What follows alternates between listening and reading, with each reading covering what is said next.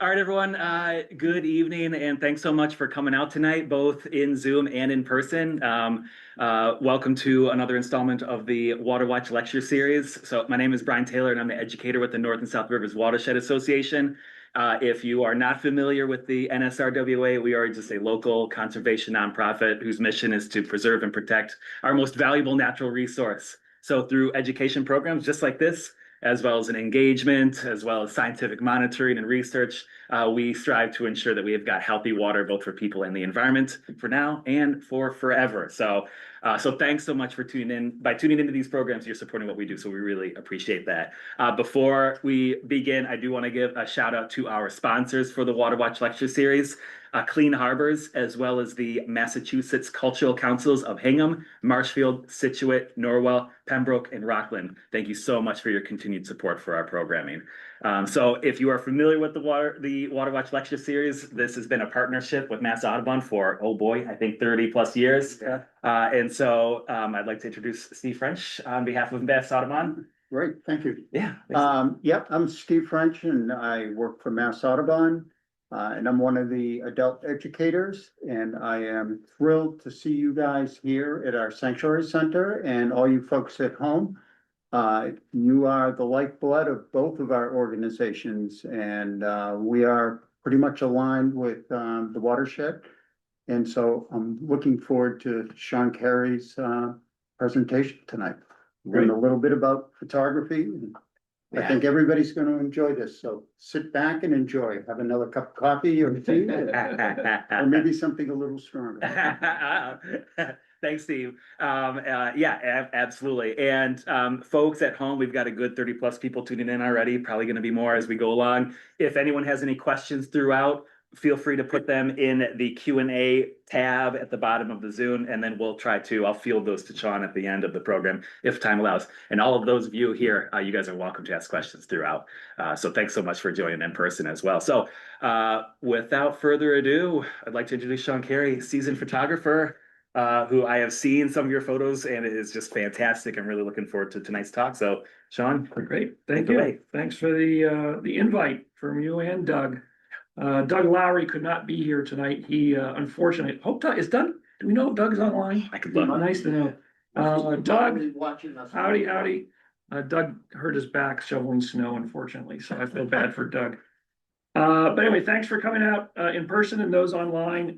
For those that are interested, you can see up on the screen here my website if you're looking for more information about some of the things that I'm up to. Instagram, I have a YouTube channel. I'll talk a little bit more about that in a minute. For those that are in the audience, put your phasers on stun. I think everybody got the reference. I hope everybody got the reference. Okay, so I do have a website. This is just the homepage that has one of my blog posts on it. So there's lots of information from various topics and locations that I've traveled to, including this one here on Grimsey Island in Iceland, which Chris and I were just talking about.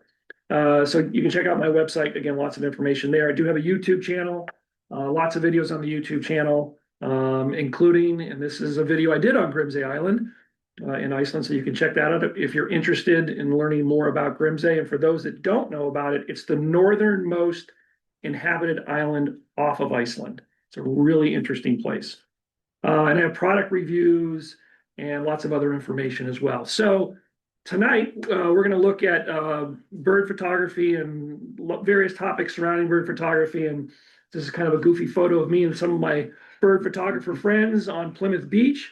And so one of the things that I am very engaged with is the photographic community here in Massachusetts. I am the past president of the Massachusetts Naturalist Camera Club, which is the only camera club in New England that is dedicated to just photographing the natural world. And I've been a member for many years. And I've been teaching bird photography, wildlife, and nature photography for Mass Audubon for close to 25 years now, I think. And for about 10 years, I taught at the summer field school at Wellfleet Bay on Cape Cod. I taught a nature photography class down there with my buddy Eric Smith. So again, I'm very connected with Mass Audubon as well. I'm on the advisory council statewide for Mass Audubon as well. And lots of other information about what I do. Again, you can look on my website. So enough of that. So what I thought I would do is I would just talk about a few locations, first of all, in terms of bird photography here in kind of the greater Boston area, as it were.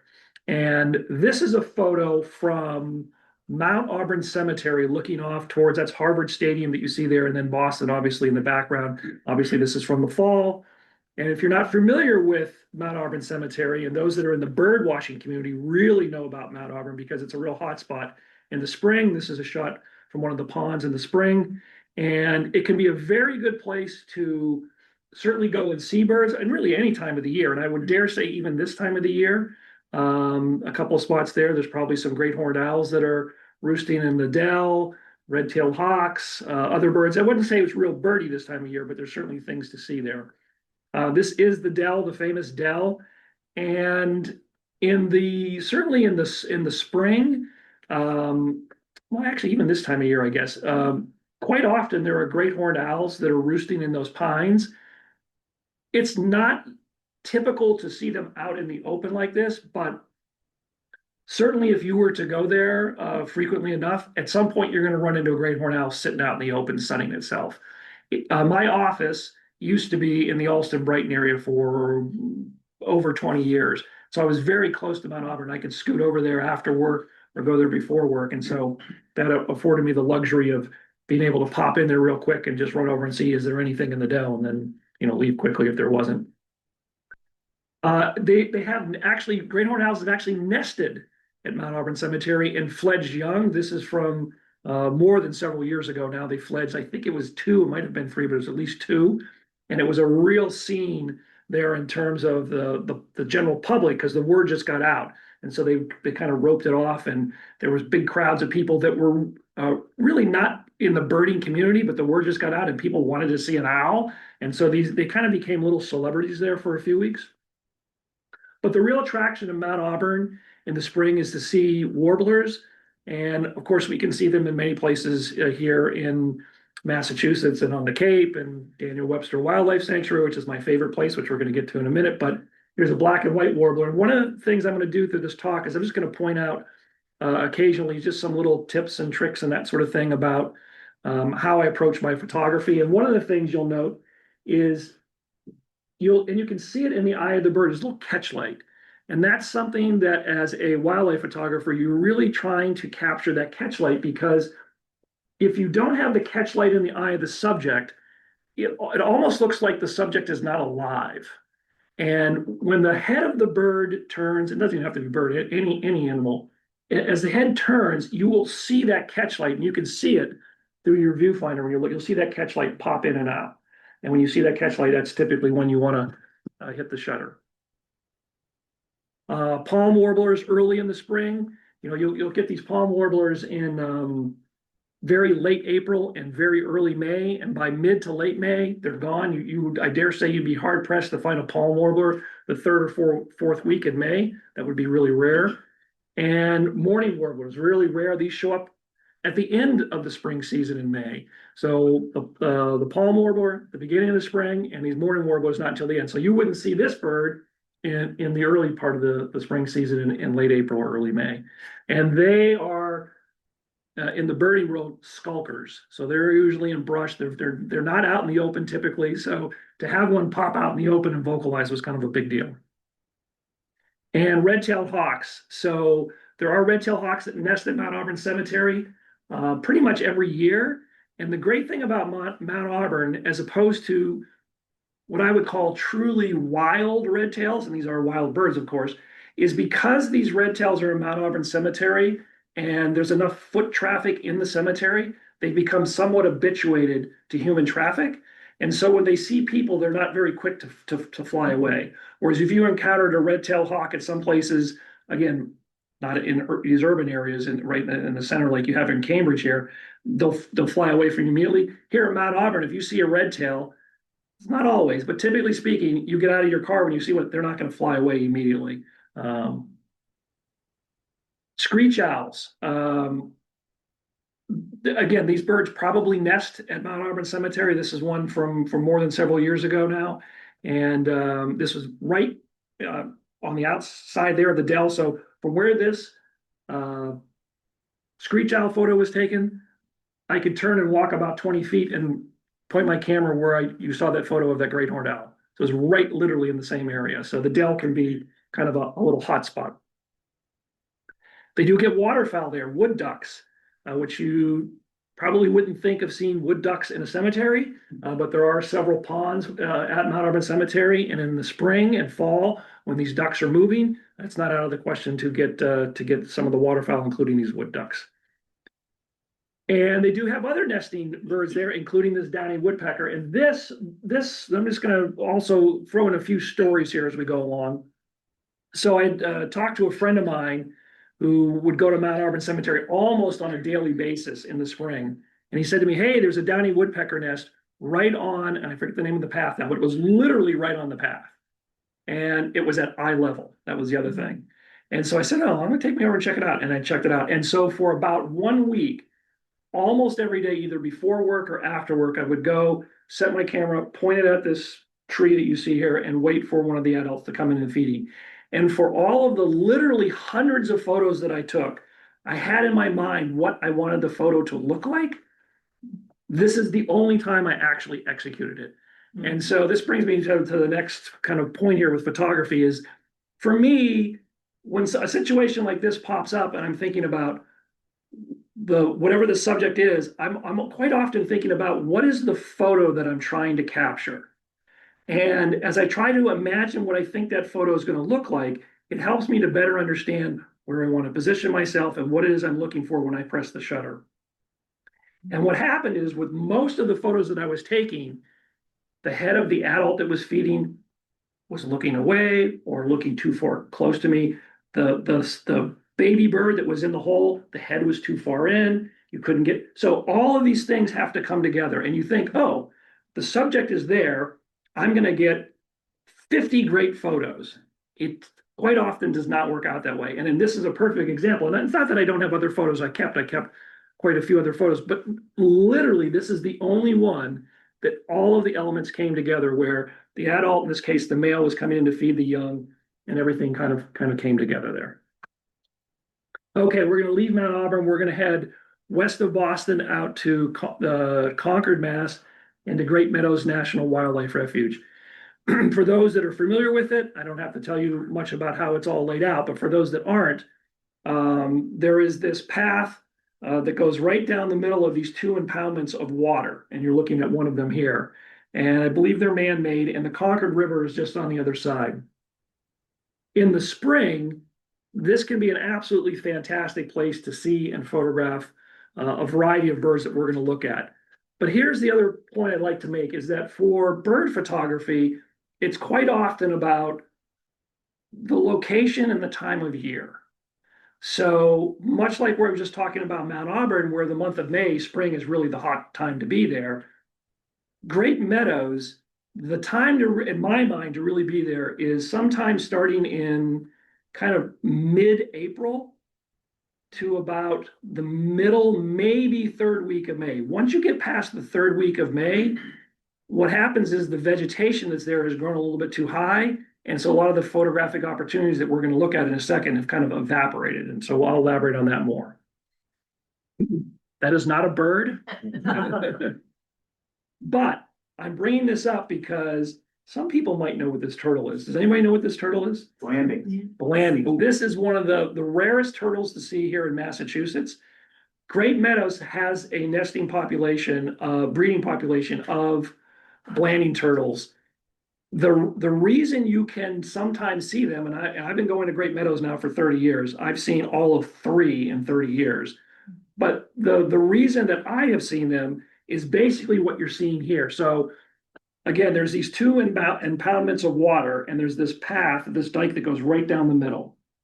And it's about, maybe, I'm just guessing now, 25 feet wide, something like that, whatever it is.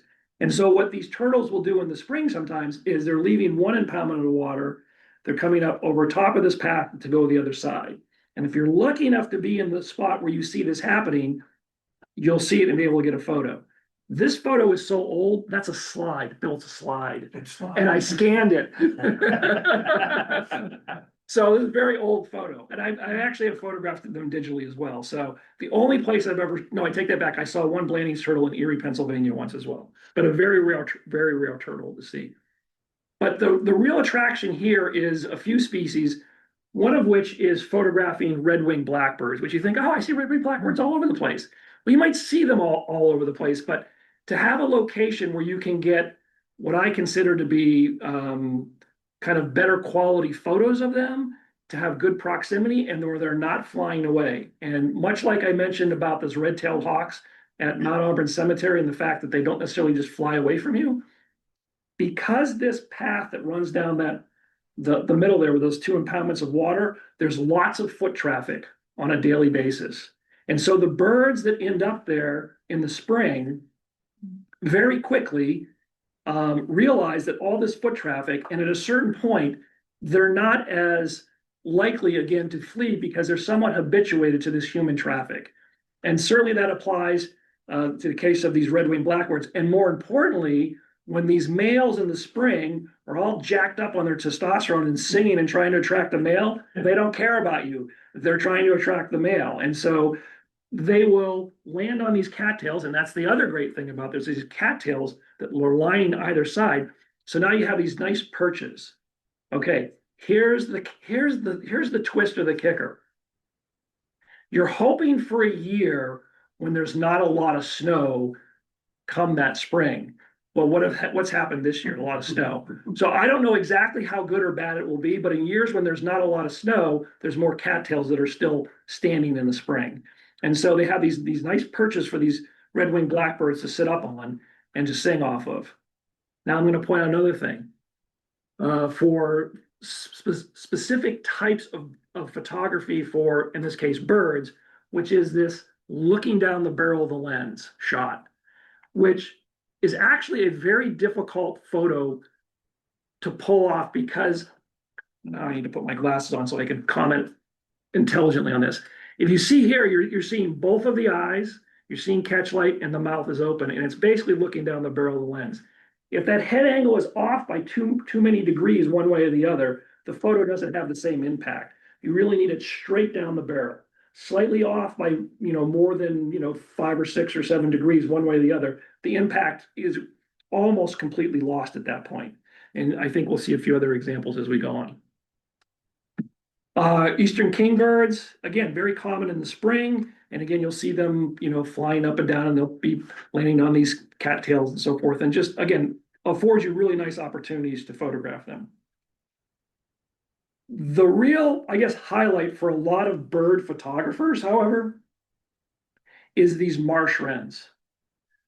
Not a particularly flashy looking bird, people don't get too excited about little brown birds, but marsh wrens have a really cool song that they sing. And they're fairly common throughout Massachusetts and New England, but to be able to photograph them is a completely different story. And again, this whole idea of these cattails, this narrow corridor, they're teeing up on these perches, these males, they're absolutely losing their minds singing, trying to attract a female. And so if you plan it just right and get there when these males are singing, you'll pretty quickly notice that certain males in certain areas, right, they have a little territory, they'll have 1 or 2 or 3 cattails that they prefer. And they'll kind of go to this one, and then they'll move, and then they'll get to this one. And then before you know it, you see them, they're always going back to the same ones. And so what I do, typically speaking, when I go there, is I find the cattail that I think is the best cattail, right? That affords me the best opportunity for the photo. I set my camera up, I point it at that cattail, and I do not move for an hour. Or more sometimes. I just sit and wait and sit and wait. And these are the types of photos that you can sometimes get. The other thing I will point out, let me back up here. This bird is fairly big in the frame, but one of the things that I see quite often with a lot of bird photography now is people fill the frame even more than this, and we're going to talk about that in a minute. But don't be afraid to have the subject smaller in the frame, because a photo like this, and there's nothing wrong with this photo, but a photo like this, to me, is a little more context in terms of scale and showing the bird in its environment. The only thing I wish is that this one was singing, but it's not. But you just have to be careful about kind of what your background is. Is there anything too distracting? And in this case, I don't think there is. And then there's this. Yes, I know there's no bird. There was. Even better, there will be. This is something that does not happen that often. But, and again, I've been going to Great Meadows for probably close to 30 years. Every few years or probably more, you will find one of these males that does that. And it, again, it doesn't happen every year, at least for me. And so when I find a male that I see is doing that, where he's grabbing two of the cattails because they're then I forget I don't care whatever cattail, I just like, that's the one I want.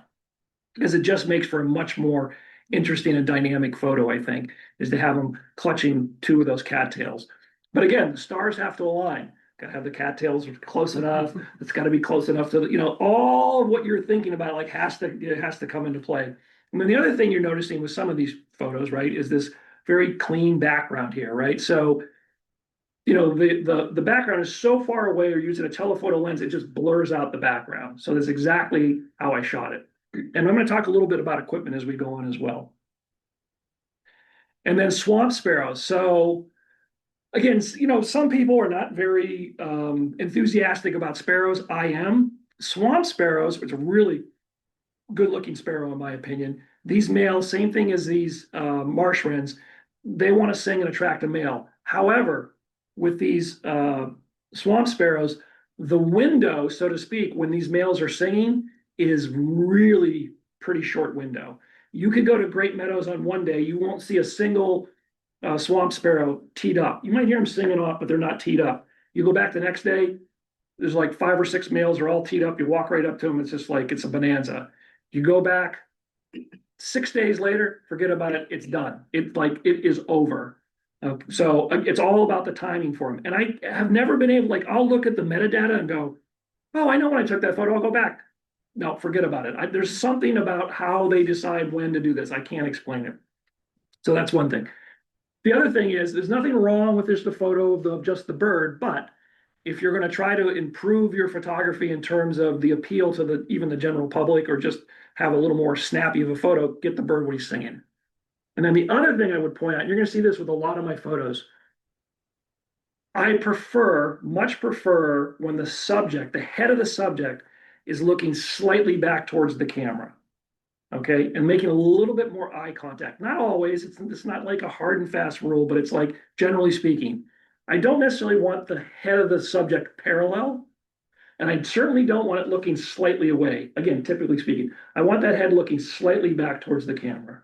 Or in the case of when I said right down the barrel of the lens, that's good too. But there's this area in between slightly back towards the camera and looking down the barrel lens where it's like, it's almost no good either. So there's like this area where you have to think about what is best for the viewer. And then there's this. So this is in the fall, is trying to incorporate much more of the habitat to show the viewer what it looks like, again, for the bird in its habitat, and a little more sense of scale. This is a very difficult photo in most cases to pull off, because what you're looking for is wherever the subject is placed in the scene, is there something that is either obstructing the bird or not, and what is behind the bird? So I'm going to stand up here to point to people in the audience. And in this case here, there's nothing in front of the bird obstructing, and there's really nothing back here that's competing with the subject. And oh, by the way, I got the bonus of that as well, the 2 legs, which is kind of cool, right?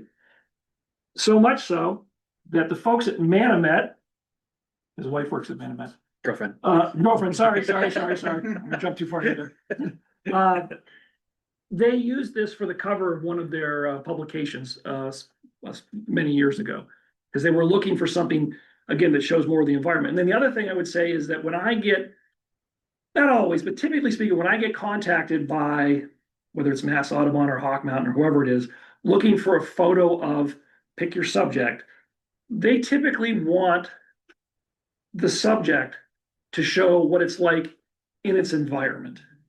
So even though we like the pretty shots like that with the clean backgrounds, I'll talk about these rails next.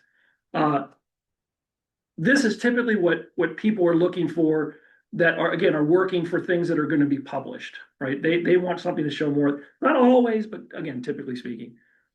So the other great thing about Great Meadows is this is probably, at least for me, in terms of places I visit even somewhat regularly, the best place to certainly hear and to see rails, Virginia rails and soras specifically. Even though you're going to hear them, doesn't mean you're going to photograph them. Everyone knows anything about rails, you almost never see them. But again, because of how Great Meadows is set up, right? Again, that narrow path, right? These rails sometimes are a little bit closer to that area. Here's the pro tip. Everybody ready? You can write this down if you want. You want a year when the water level's really high because it pushes them up and gets them up out of the embankment areas and gets them up closer to the areas up on the where people are walking, basically. So, and same thing for Virginia rails. I don't know if I have it in here. No, I don't. I've even photographed King Rail there once, believe it or not, in the parking lot because it was so flooded you couldn't even walk into and the rails were coming up into the parking lot because it was the only dry area around. Okay, we're going to leave there. We're now going to head to another Mass Audubon property. This is in Canton, Mass. This is the Museum of American Bird Art. Used to be called the Visual Arts Center. That is another very old photo. That's a slide that was scanned. And what you're seeing here, excuse me, is a Boy Scout troop and a Boy Scout that was getting his Eagle badge, and they built a photographic blind, which we're going to look at in a second. That white building in the back used to be the gallery. It's now a teaching location, teaching space. But this whole troop, they were like a army of ants, came in and they just worked all morning and through the afternoon and constructed this observation photo blind. This is the only, as far as I'm aware, I could be wrong, this is the only blind that I am aware of literally in all of New England that is specifically designed just for photographing birds. There are other observation blinds. This is designed to photograph birds. The Boy Scouts didn't finish off the front part. You see that camel. I did that later with some other folks, including the guy who used to be the property manager there. But the structure itself is what they did. And so this is very different photography. This is not for everybody. So they have feeders on the property. And so there's a feeder set up and there's these perches and it's all set up so you can sit in that blind. You can see the camera, the lens sticking out, and you can photograph birds coming to these different perches, and you can set it up however you want. This is what it looks like, excuse me, in the spring. Nice big field. By the way, great place for photographing butterflies and dragonflies as well. It's about 138 acres. They have coyotes on the property, fox on the property, nesting great horned owls, nesting red-shouldered hawks, barred owls. You don't always see them, but they're all on the property. So right across from the Canton High School. And so these are the types of photos that you can get depending on how big of a lens that you have. I will tell you with blue jays, and they're in the corvid family, much like crows, right? They're really smart. So when you have your camera set up and you're in that blind, you have it pointed at one of the perches where you think the bird's going to land. If it lands on a different perch and you move your lens, the blue jays fly away. They don't like to see movement and they don't like to hear anything. You have to be absolutely quiet. So you just say to yourself, what perch do I want to get a blue jay on? That one, I'm pointing my lens at that perch and you just wait for them. And you might get a shot of a blue jay. Carolina wrens, rose-breasted grosbeaks in the spring, cardinals, goldfinches. And so just a couple of these. So the back here, this is obviously a male. This is in the fall. This is probably a female. And titmouse. And so there's these nice milkweed kind of growing all in that field. And so what I tend to do in the fall is I'll cut some of that milkweed late in the fall, stick it off to the side, and then you have it all ready to use. set up that perch. And what they're doing is they're hitting the top of this milkweed before they go over to the feeder. And so that's how you're getting those types of shots. And there's chickadee. So again, this is just a different type of photography. This is not for everybody, you know. But a lot of people have bird feeders and will do that as well. And so just a few examples here with black-capped chickadees. And so this is another, again, a whole nother type of kind of setup for the photography. So my buddy Tom Sayers in Connecticut, who has this very successful Kestrel box program, he does what he calls decorating. So he finds the perch, in this case, that's that stick you see, and then he decorates the outside of it to make it a little more interesting. So just a couple examples. And again, this type of photography is not for everybody. Just a few examples there. And juncos, certainly this time of year, lots of juncos around. So it's a great place to see and photograph juncos. Okay, so now we're going to move from Canton, from the Museum of American Bird Art, and we're going to head to Plymouth. And for those that are familiar with the Gristmill Pond down in Plymouth, which they just had a major reconstruction down there, which I haven't been since they finished that. Has anyone been down there since that's been finished? It's still yeah, okay. yeah, but you can go and park there by Jenny Gristmill, yeah. Right. So I'm actually hoping to go to there maybe this weekend, because the time of year that you want to go there is right now. And more specifically, the reason you want to go there now is because it's been so cold. Because what typically happens, although with this, whatever it is that they did there, I don't know how this is going to affect this. What used to happen was there was small areas that the water kept open and everything else froze up, and it forced all the ducks into this confined area, which got them closer to the shore and closer to you as a photographer. And so you could get there in the morning or the afternoon and just kind of just sit down on the ground and just wait. And these are the types of opportunities you get. Which brings me to my next photographic tip. Whether it's ducks or shorebirds, well, ducks and shorebirds specifically, if I had a group of 50 ducks or more, whatever, and I saw one duck that was preening, I am ignoring every other duck. Because what is almost always going to happen is that preening duck, at some point when it's finished preening, is going to do that, which is a much more interesting photo than just the duck on the water. And I just did this recently down in Florida. I was up at Fort DeSoto with a lot of the shorebirds, because one of the new things, and that's when we're talking about camera technology now, these newer cameras, and this is an Canon R1, but Canon has this in I think almost all of their models now, and a lot of other manufacturers have it. It's called pre-capture. Everybody know what pre-capture is? They understand pre-capture. So I'm going to explain pre-capture as best as I can. So typically speaking, with models of cameras that I had before this, when you point your camera at something, you halfway depress the shutter, it acquires the focus. And on these new mirrorless cameras, it has what's called animal eye detection, where the sensor will focus right on the eye of the subject and will follow it.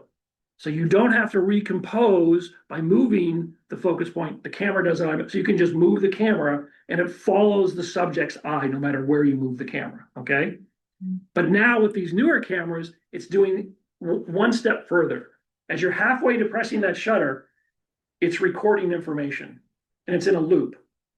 It's like about a half a second or so, which is a long time, by the way, because it's like, I don't know, almost 20 frames, 15 or 20 frames. I forget the exact number. But suffice to say, you think in your mind before this pre-capture, oh, when the subject goes to do whatever, I'll hit the shutter and I'll get it. Guess what? You like, I've been doing this for a long time. You almost never get it because you can't predict. You're as fast as you think your reflexes are, they aren't. But now with the pre-capture, it's recording this information. It's not going to the card. It's just this, it's in the memory of the camera. Then when the subject goes to flap its wings or do whatever it does, and you see it, now you hit the shutter, it goes back in time and collects all that data. And so I got this whole, if anybody's a Facebook friend of mine, and you saw any of my photos, photographed, Chris, you probably saw this. I was posting all these photos from Fort DeSoto, all these shorebirds with their wings up and all this flapping and all this stuff. People are like, wow, how are you getting all that? It's like, it's a pre-capture. It's 100% the pre-capture. Like prior to this, I was getting, 5%. Now it's like 95%. It's like through the roof.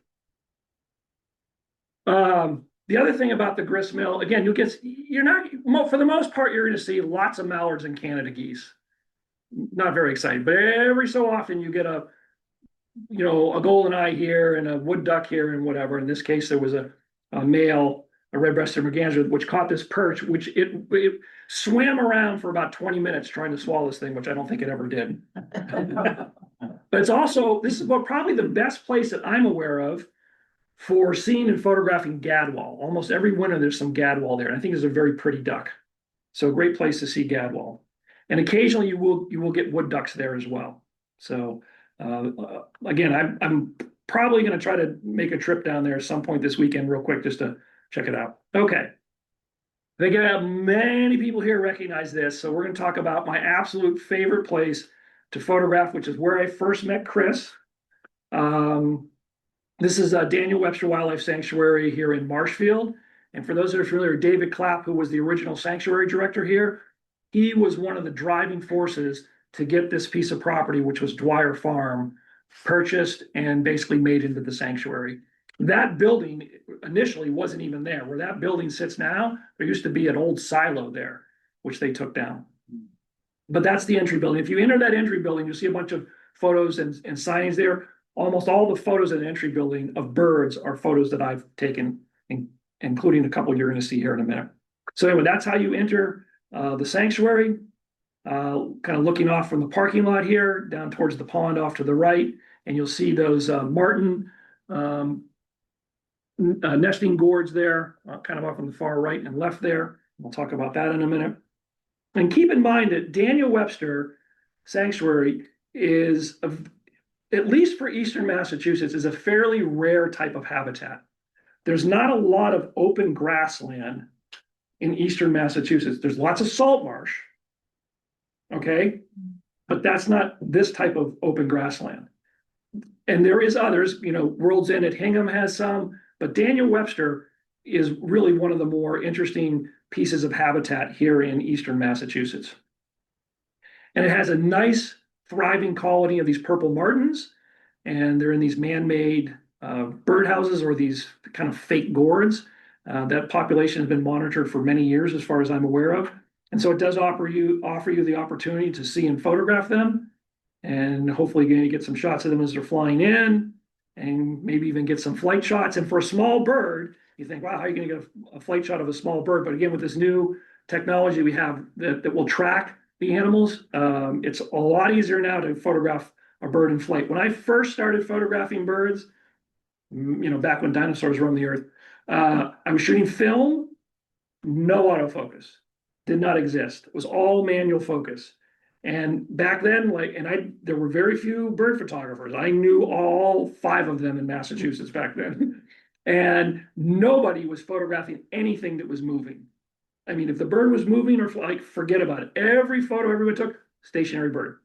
Just sitting, always stationary, never moving. Now it's like the photos that I see photographers getting, forget what I'm getting, just what I see other photographers get, just blows my mind these days. Great place to see and photograph wild turkey, which again, 30 years ago or more, it's hard to think now, but wild turkeys were not common back then, 35 years ago. They just weren't.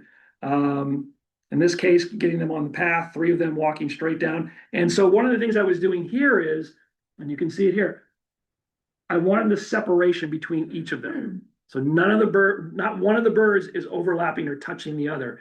And it's not that if they were, the photo wouldn't be a good photo. It's just that little bit of separation helps visually just a little bit more interesting of a photo. And again, that other one would kind of go right down the barrel of the lens. Then get these males displaying. This is a great place. And again, not to keep picking on Chris, but Chris and I spent a lot of time down there, and so does Susan. You see this in the spring, and a great place to get these males, but you got to get it early in spring, because once that grass gets too high, you kind of lose that whole opportunity. Bobolinks, absolutely fantastic place to see and photograph bobolinks. This is a female, and I will tell you, all the years I've been photographing at Daniel Webster, and it's been a very long time, I do not have very many photos of the females. They tend to be much more secretive. They typically are not teeing up like this as much, and certainly not teeing up and staying teed up for as long as the males will. And so one of the things that I, again, like to do is when I can capture the image of whatever the subject is and show some of the environment, it makes for a much more interesting photo and it tells a much more interesting story. I mean, in this case with this photo, it really all came together, right? I've got the female, she's got, some food that she's about to bring in probably into the nest. You got the nice flowers and the other greenery, soft out of focus in the background. Everything comes together quite nicely. And the other thing is, leaving that space on the right-hand side for the subject to look into, not crowding it on the backside, headroom, everything. So it's all stuff that you're trying to think of as you're photographing whatever the subject is. How am I framing this? Go ahead, Susan, yes. And so I didn't mean to interrupt. No, that's fine, go ahead. There's about 3 days in the end of May when the females get there. And they present nesting material. Yes, They like show it off to the male. yeah, it doesn't last long though, right? No, about 3 days. Yep. And then there's the males. There's two things to me that say spring when I go to Daniel Webster. It's when I hear purple martins and I hear male bobolink singing. I love listening to the male bobolink sing. I love their vocalization. I have been trying for a long time to kind of get what in my mind, again, it's the whole thing of like thinking like, what is the shot that I want? This is as close as I have come. And the thing about this photo is, it's kind of interesting because you quite often hear this whole thing with bird photographers talking about, the composition of the image, right? And how large the subject is in the frame. That's this other thing, which I think is way overblown. Although I was very guilty of it early on. If you were to place the subject in the center of the frame, almost every serious or experienced bird photographer would say, don't do that. Where is this subject? It's almost dead center in the frame here. But it works because of that vegetation. Had I framed it and moved it, right, that bird this way, I would have cut off some of that vegetation. And that vegetation is, to me, is just as much a part of the story that you're seeing here with that male singing as everything else. The whole thing, it's a whole package, right? In terms of the photo, it tells an interesting story. And here's another thing about, again, not all my photos, but a lot of photos, particularly songbirds, I really want to see the tail. When I have subjects and I don't see the tail, it drives me bananas. It just drives me nuts because I'm like, and then I'm just like, I gotta wait because I need to see that tail. And again, this is all just little things that I've kind of learned over the years. But to me, everything in this photo just kind of like came together and makes a very nice image. By the way, you can go on my YouTube channel because I post little videos of certain subjects. Like if you want to see king penguin, gentoo penguin, rockhopper penguin, and Magellanic penguins, I have like these short little videos. I just did one of a meadowlark down in Florida. I think I have one up of a singing bobolink as well. So you can go on my YouTube channel and you can check that out. This is out at Fox Hill. Daniel Webster is, help me, I'm going to say over 500 acres. Yeah, it's about 600. Yeah. So this is a big piece of property, at least for, we're out west, it would be a postage stamp, right? But here in the east, like that's a big piece of property. Fox Hill, fantastic place. And this time of year, as we get into February and March, a lot of snow now, but as the snow starts to melt a little bit more and whatever, great place to see a lot of the wintering raptors. The unfortunate thing for Daniel Webster is Phragmites has really taken over huge parts of the sanctuary, including out here off of Fox Hill. I remember going there, again, this is over 20 years, 25 years ago now, not nearly the amount of Phragmites. And there was one winter, and what I'm about to tell you, I am not making up. Staying at Fox Hill, I was standing there with Paul Roberts. If you know Paul, he was the founder of Eastern Mass Hawkwatch. He's a very good friend. There were no fewer than a dozen rough-legged hawks, probably 15 harriers, 10 red-tailed hawks. That winter off the Secret Trail, close to, I'm going to say 15, it could have been more, long-eared owls, short-eared owls. I mean, the place was loaded with raptors because there's meadow voles all over the place. And they were all coming there to hunt for meadow voles, okay? But because that Phragmites is encroaching on all this prime real estate for these meadow voles, you don't get as many winter raptors there now. If you stand at Fox Hill and I've done this many times, just off of that platform on the path and just stand there and don't move. In a year when there's a lot of meadow voles, they will literally run over your boots. They will literally run over. And last year when I was there was a great blue heron, some of you might have seen this, that hung around, was hunting meadow voles. I have a video of it catching one and swallowing it. But this is a very old photo, right? You can see there's not as much Phragmites out there. Now there's a lot more Phragmites in this area. But it still is a great place to see, and in some cases photograph harriers, rough-legged hawks. This is a light morph. I've only ever seen a handful of dark morphs at Daniel Webster. It's typically the light morphs that we see here. Although at Cumberland Farms Fields last winter, I did see a dark morph down there. And then some of you, probably you, you probably all saw and photographed that exact red tail. The red tail. Yes, this was that female that hung around out there, right? Yeah. She was practically tame. You could get as close as I am to Chris, or closer.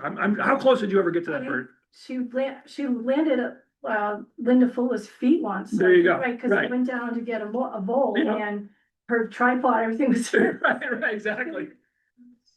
Yeah, so this was a female. She was very present at Daniel Webster for several years. I haven't seen her in a few years. I think she's probably dead now, unfortunately.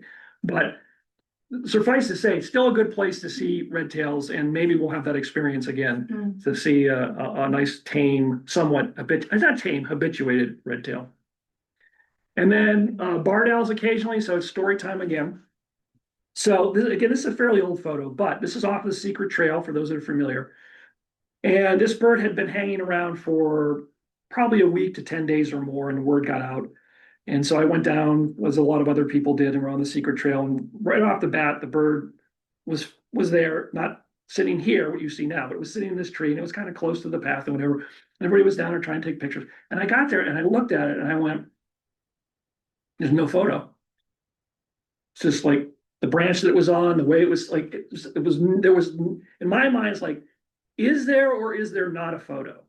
There was no photo. And I was like, there's no photo. And everyone's taking these pictures, and I'm just like, yeah, there's no photo. It's just like, it's no good. Like, you're going to get home, you're either going to throw them all away, or you're going to be like, yeah, it doesn't look good.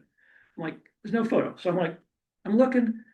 I go, there's got to be some place where this bird's going to fly to. Then that's the spot for the photo. And I looked down around the path, and I could see there's this branch. And I go, that bird, because it's hunting. At some point, it's going to move. I go, it's going to land on that branch. And so I'm going to walk down this path and I'm going to point my camera at that branch and I'm going to wait. And I walk away and my buddy goes, where are you going? I go, I'm going down here because I'm going to wait for that bird to land on that branch. He goes, yeah, but it's here. I go, yeah, I know it's there, but I'm going to gamble that it's going to go there. So everybody's up there and more people are coming, and a few people are like, hey, does that guy, I can hear him, does that guy know the bird's over here? I'm like, yeah, I'm good. I'm okay. Like, I got it. Like, I'm all right. Okay. Now, I have no idea that whether this bird is going to land there or not, but I'm gambling that it is. And I've done this many times. And maybe 20% of the time, that might even be a little on the that might be a little overly optimistic on my point to think it's even more than 20%. But suffice to say, I'm sitting and waiting, and I don't know how long goes by because it's been more than a few years since it happened. And sure enough, that bird, this barred owl left where there was no photo of mine and landed right on that where you see right here. And I'm taking my photos, and everybody else who was all come marching down to try to get this photo. And by the time everybody got down and got in place, within 20, 30 seconds, the bird flew off again. So I got the photo I wanted, and I think maybe somebody else got the photo. I don't know, but I'm sure very few people did, because I said to myself, this is the photo that I want. So anyway. Redmore screech owl. So this is another interesting story. We're gonna keep on the owl theme stories here. This was on the road leading to Daniel Webster in a tree right in the front yard of this couple's house there. By the way, the tree was cut down a few years after this photo was taken. Did you photograph that owl? Do you remember? I didn't, I heard about it. You heard about it, okay. Yeah. Did anybody else see or photograph this owl? You did, okay. So I think the bird was hanging out for probably a month or more. And so you go down occasionally, whatever. And so I got a hold of this buddy of mine, Tom Sayers, who lives in Connecticut. And which, by the way, go on my YouTube channel and check out the interview with Tom Sayers. He has a Kestrel box program in Connecticut. Last year, he fledged 170 Kestrels. This guy is amazing. But anyway, Tom's also a photographer. And he really wanted to get this photo of this screech owl because he wanted a red more. And Tom does these art fairs and craft shows and this sort of thing and sells his photos. He's a very good photographer. And so he comes down and we're all standing in the street. Sally was there. She knows what I'm talking about. And you've got your camera pointing and whatever. And this is basically what you saw 99.8% of the time was the owl sitting there with his eyes closed. Mm-hmm. And I like it now. I like this photo because I like it with the snow. But what all the photographers were waiting for was for the owl to open its eyes. Mm-hmm. That's what photographers want. So we're waiting.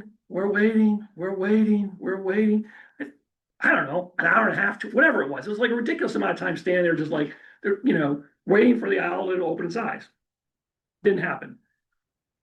Hour and a half or so into this woman with this little poodle comes walking down the street, and she walks past. Hi, how you doing to everybody? And the owl went, his eyes open. He followed the dog, right? Eyes wide open. Cameras, click, click, click, click. This is before mirrorless, so you heard the shutters then. I would love to have a video of all the shutters going off. There must have been a dozen photographers. Click, click, click, click, click, click. So everyone's all excited. Got the owl with the eyes open. So Tom, he does these craft shows, these art shows and whatever, and he sells his framed prints and whatever. He's got his photo, and so he sticks it in his bin. And for more than, I don't know, a few months or more, he said people, I'm going to borrow this. He said people would walk over and they'd pull the screech owl image out, and they'd look at it, and then they'd stick it back in the bin. And then they said, what? And he said this went on for months. And then finally one day, this guy took it out of the bin and walks up to Tom and he says, do you have a photo of this owl with the eyes closed? And Tom says, Tom said he almost fell over when the guy said this to him. It's like, you gotta be kidding me. And he says, yeah, I do, in fact. So Tom, he had photos with the eyes closed. We all did. He goes back, he prints up what he thinks is the best one with the eyes closed, sticks it back in his bin, sells it all the time. So I don't know that there is a point to the story other than to say what photographers want is not necessarily what the public wants. Okay. Well, there's my Tom and my screech owl story. All right, this if you're familiar again with Daniel Webster, there's what's called the wet pan, which is basically a man-made piece of water that's there. And I think back when it was Dwyer Farm, I think some of the cows and that would go into the pond to drink some of the water and that sort of thing. And it's been dug out. I actually have video of David Ludlow going in there with this. This is probably almost 20 years ago now when they did this whole reconstruction of the wet pan. He was digging it out and shaping it and so on. Because what you see now is not what it looked like when the sanctuary was originally open. But both those structures were built. There's one at either end of the pond, and out in front are those perches, which I and a couple other photographers will place out there. And back in the day when I got to know David Clapp and when Dan Furbish was the original caretaker there. I said to him one day, I go, can I put a branch or a perch out in front of that? Because there was nothing in front. So all the birds were off to the side, right? And they're like, yeah, sure, whatever, we don't care. And so we started putting these perches up. And so every year or so we've changed the perch out so you're not getting the same photo on the same perch. So there's no baiting. We're not putting bird seed or anything. It's just a place for the birds to land so that people can see them a little bit closer and photographers can take pictures and that sort of thing. And so I would occasionally teach workshops for Mass Audubon, and we would take classes down. By the way, that's Tom with the big beard there. That's actually Tom. That was early on when I met Tom. That's him right there. And so you can sit in there, and again, for those that have been there, you know what I'm talking about. And occasionally, you get other things to photograph there. Lots of deer, obviously, on the property. This is another very old slide. This is a gray fox. And so this is probably in June, mid-June. And I would go down there on a fairly regular basis. And I'm sitting in the blind I'm the only one there, and there's like, I don't know, 4 mallards just swimming around.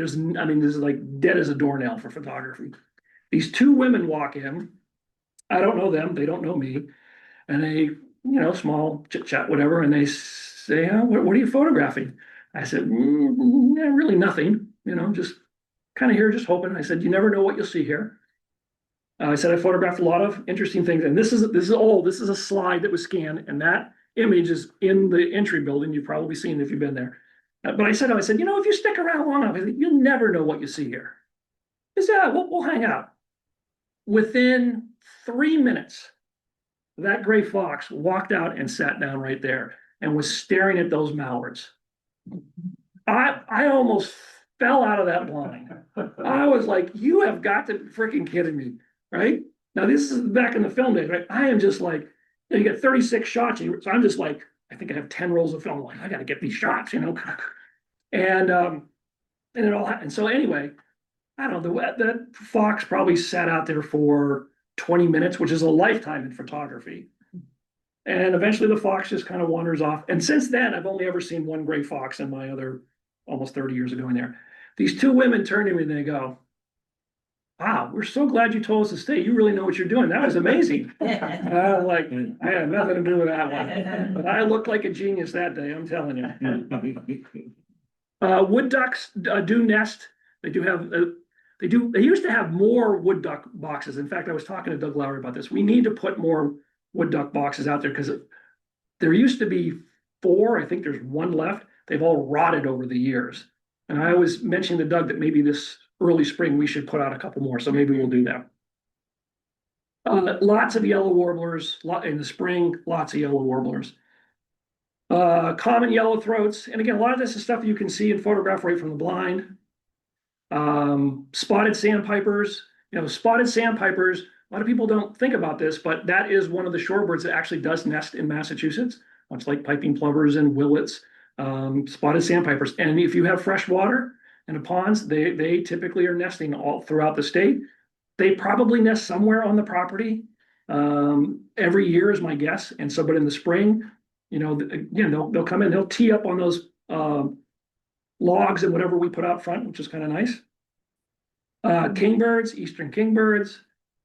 And then I don't have a whole lot of photos of cuckoos, but this is a very interesting photo. And this has happened to me twice, but only once inside the blind. So you've got something really interesting taking place here.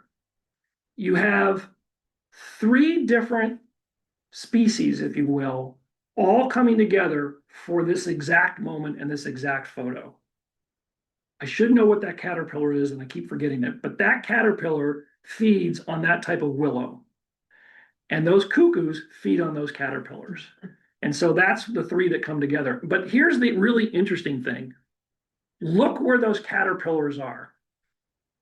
Okay? Those caterpillars, when the cuckoo first showed up, were further up all in those branch area where the cuckoo was. And when that cuckoo landed, they all immediately made a beeline to get as far away as they could. They couldn't get far enough away, but they tried, right? And so you wouldn't think, oh, how does that caterpillar know that like this cuckoo would land, like it's going to go after? Like, how does they know that? But they knew. And so they were just like anything else that's being preyed upon. We have to get out of there.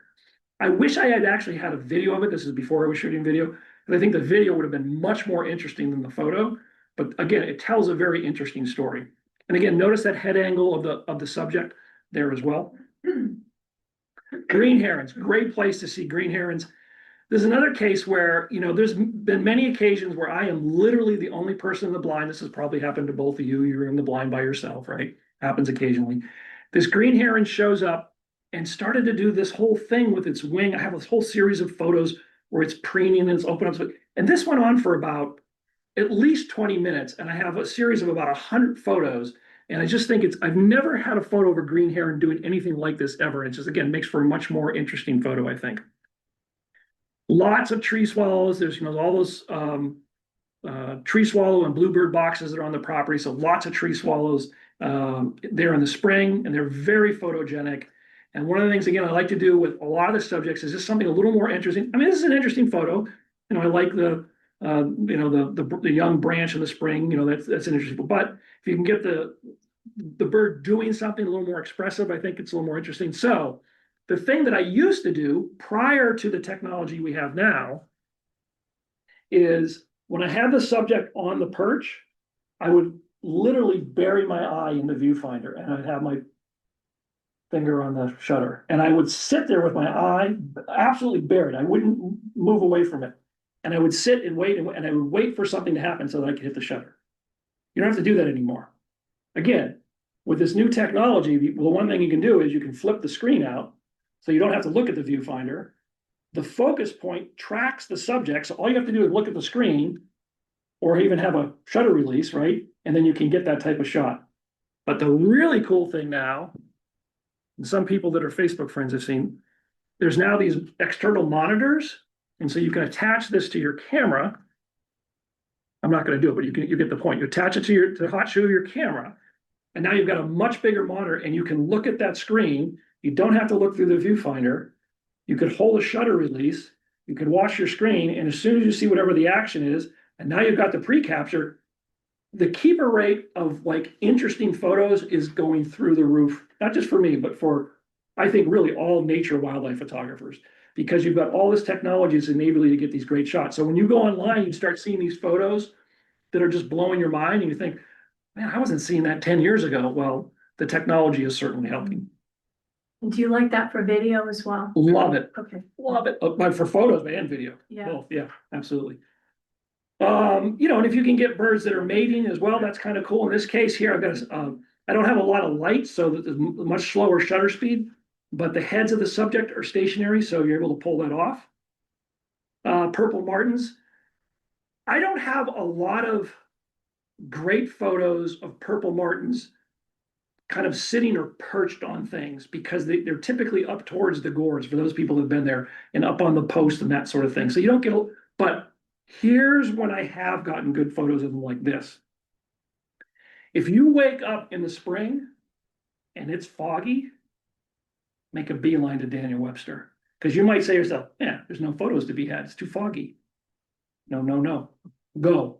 Because what happens is when it's too foggy, these martins aren't flying around and they'll sometimes be sitting in certain areas along the side there in the brush, or sometimes out, in this case, in front of the blind on the perches, sitting there like this. And as that fog starts to lift a little bit, which is what happened here, then the opportunities for the photography happens. Here's the other thing. Anytime you get two subjects, because you haven't seen many photos, I don't think I've even shown any photos with two subjects. You get two subjects, it's very difficult to get the photo to come out the way you want because you're looking for the head angle on both subjects. And you kind of need to have them, not kind of, you really need to have them almost on the same plane so that they're both going to be in focus. Very difficult to pull that off. And the fact when I walked in the blind, I saw these two birds sitting on the perch, like, again, much like that gray fox, I almost fell over. I was like, oh man, this is going to be great. And they just sat there for about 20 minutes or more. I got this whole series of photos of them. Barn swallows, great place to see and photograph barn swallows. This is, in terms of Daniel Webster, a relatively new phenomenon. And I say new, this is probably 10 years now or more. But prior to that, barn swallows did not nest on the property at Daniel Webster because there used to be an old maintenance building of some kind at the airport.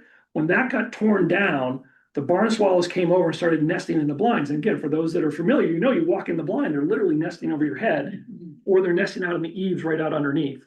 And so, again, there's great opportunities. And so in this case, these two kind of have a little squabble, or in this case, again, this one vocalizing. And for me, this was a photo, again, like thinking about a photo I wanted a photo of a nice looking barn swallow with the wings up like this. And the other thing, again, seeing the tail feathers, looking slightly back towards the camera, the catch light, all these things come into play. But this was prior to pre-capture, prior to mirrorless. So I had my eye buried in the camera to pull that photo off. So when that bird landed on the perch, I could have been sitting there for, I don't know, just try to imagine keeping your eye in a viewfinder for 10 minutes. Try it sometime. Sounds easy. I'm telling you right now, it's not. But that is literally what I would not move my eye off that subject. Or getting when the babies fledge, and again, they tend to, when they leave the blinds, they'll just sit out on the branches and hopefully get them close enough. And these were like right there. And this was from the other blind, which is unfortunately no more a good place to see and photograph because of the Phragmites. Okay. So make sure I get my train of thought. Yes, okay.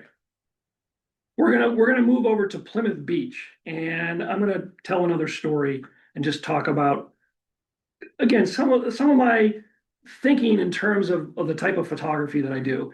And so I think it says the year, yeah, 2013. Good thing for Carl. Plymouth Beach is a really interesting spot, geographically speaking. It unfortunately no more has a nesting colony of common terns, but it used to have one of the largest colony of nesting terns in all of New England and certainly in Massachusetts. There's still least terns that nest there, obviously a good population of piping plovers, but common terns. And the other thing about common terns is you will sometimes get black skimmers that will nest very close to or within where common terns nest, okay? Plymouth Beach is the northernmost spot where black skimmers are recorded to have nested. You will see reports of black skimmers being seen further north, but not nesting further north. Plymouth Beach is it, okay? It is also the southernmost spot, typically speaking, where you would find Arctic terns nesting. Again, you see Arctic terns, you see them on the Cape. You don't have reports of them nesting there, I don't think. Okay, so Plymouth Beach, northernmost for skimmer, southernmost for Arctic terns. And all my years of going to Plymouth Beach, I've seen 2 Arctic terns. I only photographed 1, and this is many years ago. I did not know this. My card was almost full, and I took 5 photos, and my card was full, and I didn't realize it. I'm like, what's going on? I thought my camera broke, and then I realized my card was full, and I went to go replace the card, and the bird flew off. So I have 5 photos of that bird. And again, I have actually shot a little video back then of it too. Anyway, so I'm guessing it must have been 2013. I should know this. I actually have this all written up on my website. You can check this out. The last year that skimmers nested there, they fledged 2 young, and I chronicled it for the whole year. And so I wanted to get these photos of these black skimmers. And if you're familiar with black skimmers, they're a really interesting bird because it's the only bird in North America where the bottom mandible is longer than the top. And hence the skimmer, because they skim along the water and they catch their prey. So again, I had in mind the types of photos I wanted, and this was one with the wings open and that sort of thing. And you can see the head slightly back towards the camera, the catch light, the whole thing. Here's the interesting story about these particular skimmers. What you see here is a common tern coming in to feed one of the skimmer chicks. This one it's the same common tern every time we were down there for half of the season when they were in the process of fledging. This common tern would feed those skimmer chicks. And the adult skimmers would let that common tern approach and feed them, and the adult skimmers would leave, and the common tern would babysit those skimmer chicks. I have this all written on my website. Those adult skimmers would not let any other bird anywhere near their chicks. I mean, I don't care what bird it was, if it got anywhere near their chicks, those 2 adult skimmers would attack it and force it away from their chicks. When that common tern came in, they could care less. Okay, we're going off, you're babysitting, we'll see you in a little bit. So really interesting behavior here. This is the photo I wanted. And I tried to get this photo several times that I was there. And what happened was, I'm going to go back now. Look at this photo here. And now imagine the wings straight up. What would happen? I would clip the top of the wings. And so you think, oh yeah, I got enough distance here. And what you don't realize, or I didn't realize, like, man, the wings of a skimmer are much longer than you think they are. And so I blew it at least the first time, and maybe the second time. And then finally I got myself far enough away to size it up. And what I did is, go back here, I sat, and the one with the wings up, by the way, is the male. I know it's the male because I could distinguish the male from the female. I sat with that skimmer to get that shot, doing what you see here for about an hour to pull that photo off. And what I used to do, again, this is before some of the newer technology, you see what I'm looking into. They used to have this what's called a right angle viewfinder. You could attach it to your viewfinder. I could look down and not have to look through the camera, and I could do that. And so I wouldn't have to lay on the ground. And so I sat and waited for that. But here's the thing, when I do these types of photos is you think it's going to happen, you don't know. But the other thing you don't know is going to happen is when the bird does open his wings, where is the head going to be? And a lot of the times the thing you're waiting for happens, and the head of the bird is not where you want it to be. In this case, it was, the wings went up and I captured the shot. And I've never been able to duplicate it since. And I've photographed lots of skimmers in Florida. It's never happened. Okay, so just very quickly, I'm going to talk about just action photos here. So this is from down in Florida, but this applies anywhere. Is just taking opportunities and trying your best to pull it off. And in this case, sometimes, again, the stars align. And in this case, I have a whole series of photos, most of which are like only okay. But when the snake looked straight up and opened its mouth, like you could have just, again, knocked me over. Limpkins attacking each other. And again, when these types of things happen, you just have to be ready. And this new autofocus technology enables you to pull these types of photos off. Or when you're in Africa and you've got this jackal and this griffin's vulture going at it. And by the way, I have this whole series of photos here. At no point did they actually touch each other. I have a photo of them literally this far from each other. And that's as close as they got. They never touched each other. Herons, very specifically, any of the herons or egrets, if you find one that's in one spot and it's continuing to feed in this one spot or whatever, sit and wait and just line it all up, frame it, get your shutter speed up to freeze that action. Your shutter speed can never be high enough for the action photos. Like, get it as close to 3200th of a second or higher, whatever you got to do to get it up that high shutter speed, that's what you want. And in the case of when you have still water, include that reflection. All those elements are going to make for a much more interesting photo. And again, same thing with the ducks. If you've got these ducks that are racing along the water, again, this new technology, particularly with the autofocus and the eye tracking, these are photos that are very doable now. And the other thing, and I mentioned this before with the wings up. Now this is before the newer technology, but same thing. If you can get the wings of the subject opened, those just make for a much more interesting photo. And it's more engaging, I think, than just the bird just sitting there. No matter what the subject is, you get the wings up, man, it's just like, the photo just has a whole nother dynamic to it with the wings open, no matter what it is.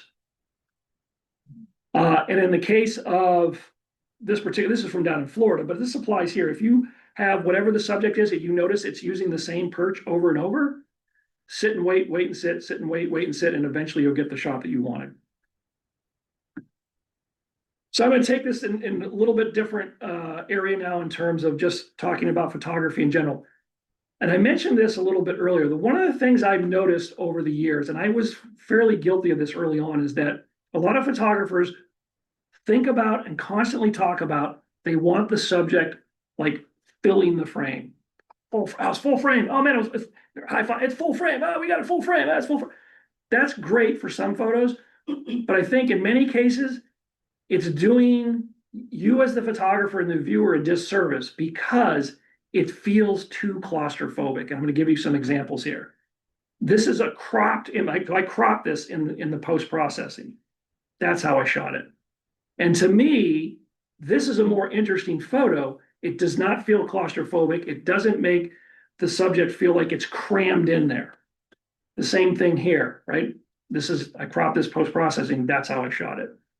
So as a photographer, again, if you go on social media and go on any of the bird sites, you'll see it even cropped worse than this in my mind. And I actually did a YouTube video on this. Yeah, and Mike Militia and I did. That's how I shot it.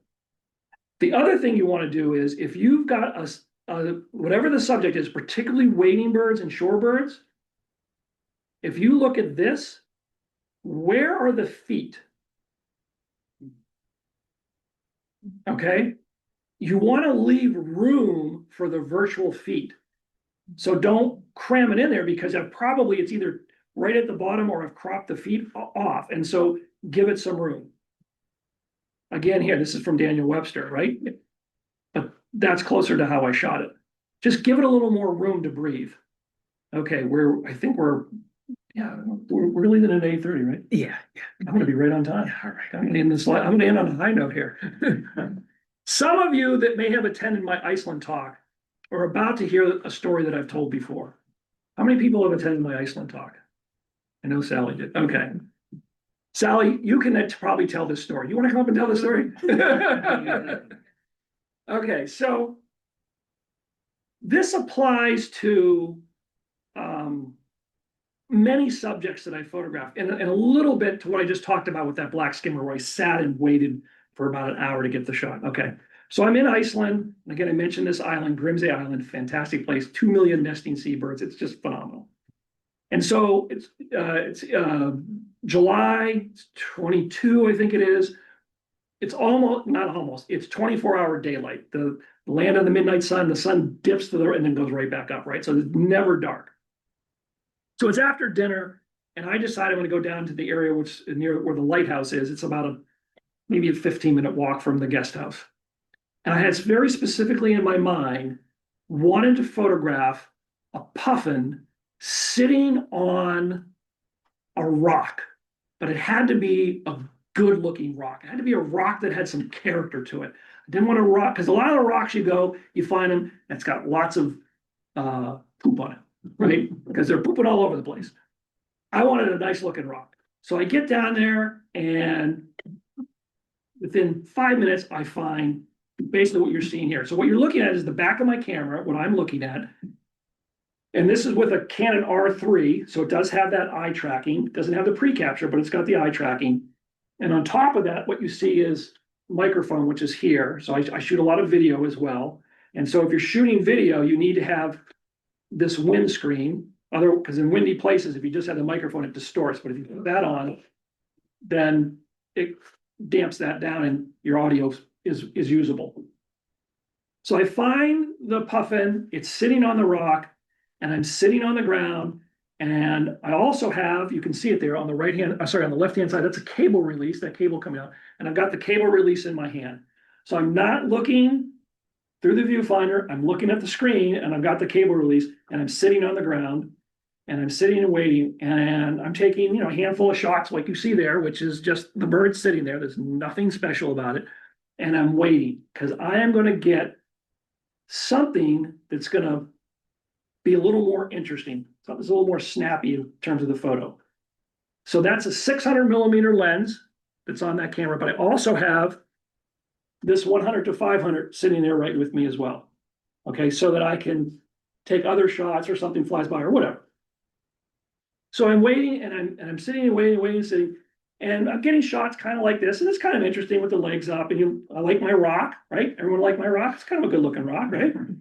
And I got the subject, head slightly back towards me, get the catch light. Everyone loves puffins, it's cool. But I'm waiting and waiting and waiting. And finally, something happens, and I get that. And so again, looking down the barrel of the lens, and you can see it's slightly, maybe, I don't know, 1 or 2 degrees, maybe 2 degrees at most, where it's slightly off to the one side, but it's enough down the barrel of the lens, and he opens up its mouth, and it just makes for a much more interesting shot. And I'm able to include a little bit of that vegetation on the bottom section of the rock, and I'm like, that's a good shot. And I like it. It's a good shot. A little large in the frame, whatever, but I got I wish I had just a little more room on the right-hand side there, but I didn't clip anything. It's all good. And I probably sat with this bird for, I would say, close to an hour and a half, just with my remote, sitting there all bundled up, staring at the screen, click, click, click, click, right, waiting for something. And it just, this is about the best I could do. And then at one point, the thing about sitting and waiting and waiting and sitting with these subjects and looking at the screen and holding the remote is you think you can stare at the screen and not be distracted. You think it's possible. I'm telling you, it's not. At least it's not for me. Because at some point, inevitably, I don't know what it is, your mind just goes, I'm going over here now. And you just wander away. And you forget for a second, oh, what? Oh, and then okay. And it just happens. And it happens multiple times.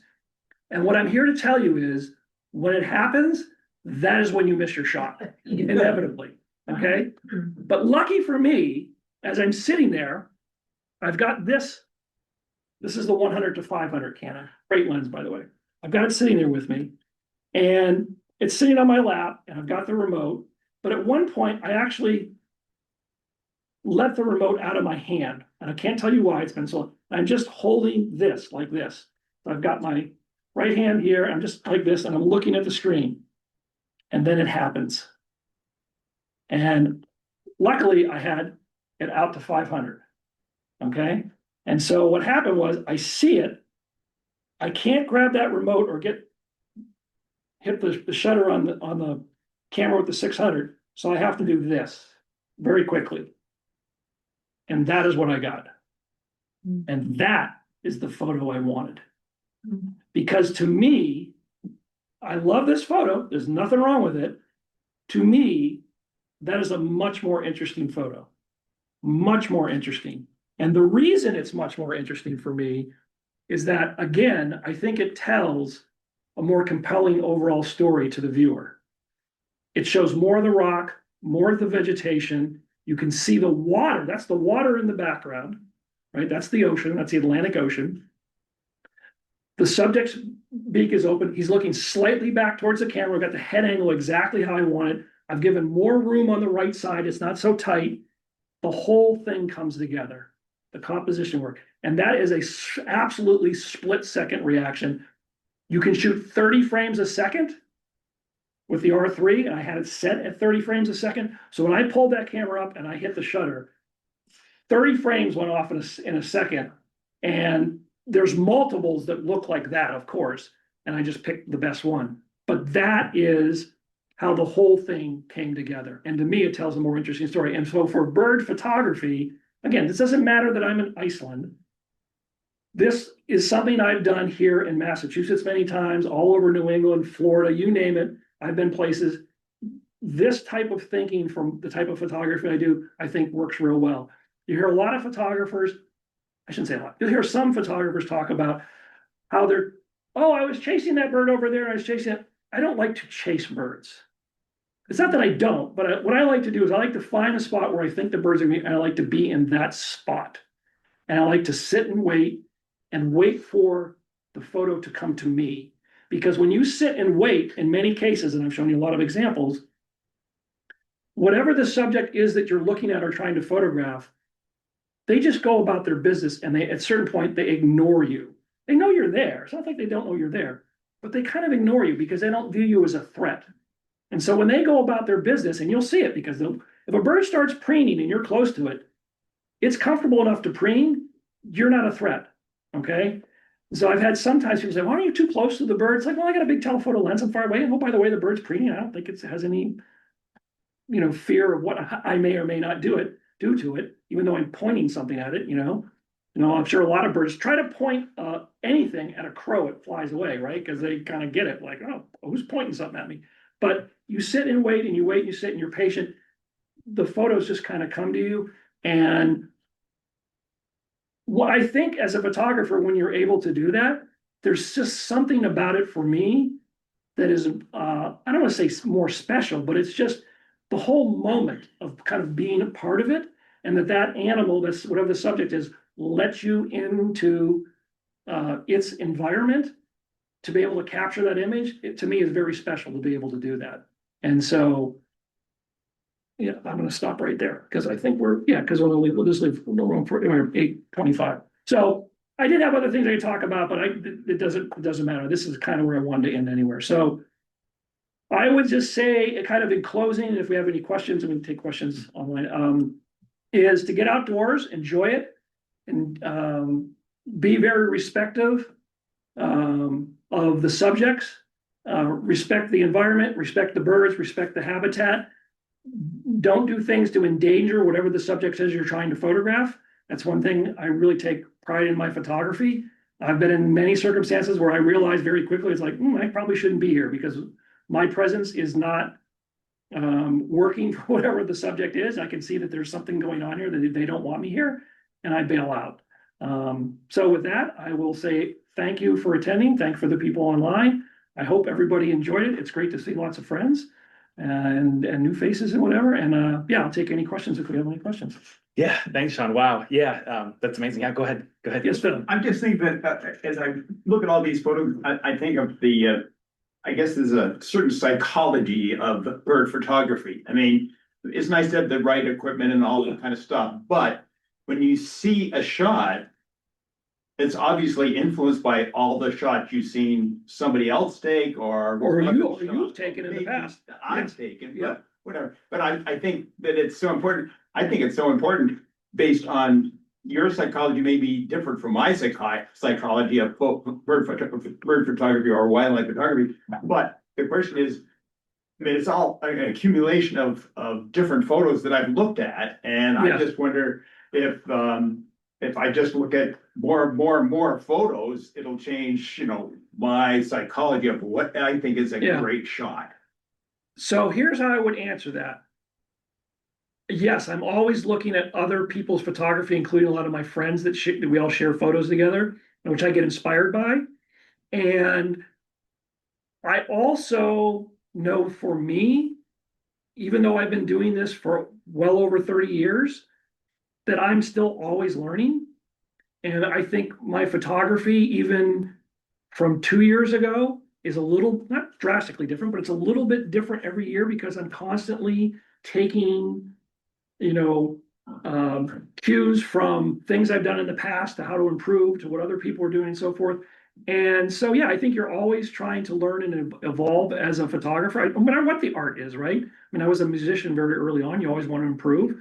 I think the same thing applies for anybody who's doing anything that's artistic, and certainly for photography. I have some friends of mine I look at, like on this trip alone, I was with, 5 other photographers. So we were constantly sharing what each of us were capturing that day, and you would see things and you go, wow, that's great. Like, man, that's a really great shot. It kind of inspires you.